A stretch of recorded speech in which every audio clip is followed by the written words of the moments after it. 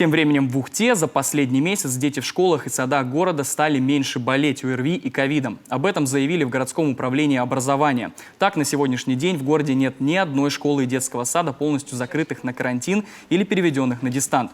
При этом на карантине остаются отдельные группы и классы, однако их стало меньше, чем в сентябре. На дистанте сейчас находится 759 школьников, это 6% от общего количества. Если говорить о классах комплектов, а их всего 574 у нас сегодня во всех образовательных организациях, по ОРВИ закрыто 9 классов, а это 6,7%, по ковиду 24 класса. По состоянию на сентябрь у нас было закрыто 45 классов именно по ковиду, а по ОРВИ 27 классов.